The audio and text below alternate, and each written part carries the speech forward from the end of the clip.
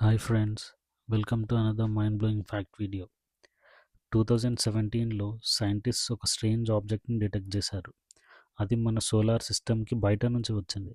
ఇప్పటికీ దాని అసలు నిజం ఎవ్వరికీ తెలియదు. ఇదే ఆమువా మిస్టరీ. ఇది న్యాచురల్ ఆబ్జెక్టా లేక ఏలియన్ సిగ్నలా? వీడియో చివరి వరకు చూడండి.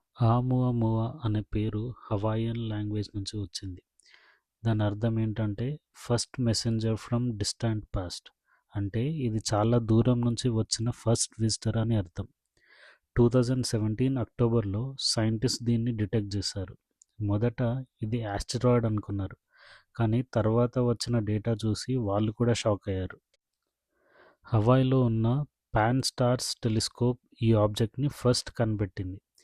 సైంటిస్ట్ రెగ్యులర్గా స్కై అబ్జర్వ్ చేస్తుంటారు, కానీ ఈ ఆబ్జెక్ట్ మూవ్మెంట్ మాత్రం చాలా డిఫరెంట్గా కనిపించింది. ఇది చాలా ఫాస్ట్గా మూవ్ అవుతుంది. టిపికల్ ఆస్టరాయిడ్ కంటే చాలా ఫాస్ట్గా మూవ్ అవుతుంది. అప్పుడు సైంటిస్ట్ ఏమని రియలైజ్ అయ్యారు అంటే ఇది మన సోలార్ సిస్టంలో పుట్టినది కాదు, బయట నుంచి వచ్చిందని రియలైజ్ అయ్యారు.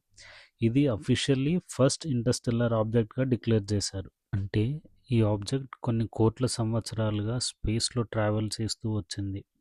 బిలియన్స్ ఆఫ్ కిలోమీటర్స్ దాటుకొని మన దగ్గరికి వచ్చింది.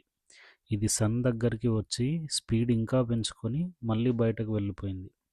ఇది ఒక విజిటర్లా వచ్చి సైలెంట్గా వెళ్ళిపోయింది. దీని షేప్ సైంటిస్ట్ని ఇంకా కన్ఫ్యూజ్ చేసింది. సాధారణంగా ఆస్టిరాయిడ్స్ రౌండ్ లేదా ఇర్రెగ్యులర్గా ఉంటాయి, కానీ ఇది సిగార్ షేప్ లాగా లాంగ్ అండ్ థిన్గా ఉంది. ఆల్మోస్ట్ 400 మీటర్స్ లెంత్ ఉంది.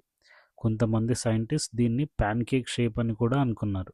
సైంటిస్ట్ కూడా షాక్ అయిన విషయం ఏంటంటే ఓమువా మూమెంట్ అసలు నార్మల్గా లేదు, చాలా డిఫరెంట్గా ఉంది. జనరల్గా కామెట్స్ అయితే గ్యాస్ రిలీజ్ చేస్తాయి, అది థ్రస్ట్లా పనిచేస్తుంది. థ్రస్ట్ అంటే ఏదైనా ఆబ్జెక్ట్ని ముందుకు పుష్ చేసేదాన్ని థ్రస్ట్ అంటారు. కానీ ఓమువా దగ్గర విజిబుల్ గ్యాస్ ట్రైల్ కూడా లేదు. గ్యాస్ ట్రైల్ అంటే జనరల్గా మనం రాకెట్స్ స్పేస్లో లాంచ్ చేసినప్పుడు మనకు వైట్ లైన్ కనిపిస్తుంటుంది, దాన్ని గ్యాస్ ట్రైల్ అంటారు. కానీ దీనికి ఆ గ్యాస్ ట్రైల్ కూడా లేదు. సైంటిస్ట్ క్యాలిక్యులేట్ చేసినప్పుడు ఇది చాలా ఫాస్ట్గా మూవ్ అవుతూ కనిపించింది. అంటే ఏదో ఇన్విజిబుల్ ఫోర్స్, ఏదో తెలియని ఫోర్స్ పుష్ చేస్తున్నట్టు కనిపించింది. అయితే ఈ మిస్టరీని సాల్వ్ చేయడానికి సైంటిస్ట్ చాలా డిఫరెంట్ థియరీస్ ప్రపోజ్ చేశారు. ఇది completely new type of space object అయి ఉండొచ్చు, లేదా ఇది ఆర్టిఫిషియల్ ఆబ్జెక్ట్ అయి ఉండొచ్చు. ఇంకొంతమంది ఏమన్నారంటే ఇది ఏలియన్ స్పేస్ షిప్ అయి ఉండొచ్చు.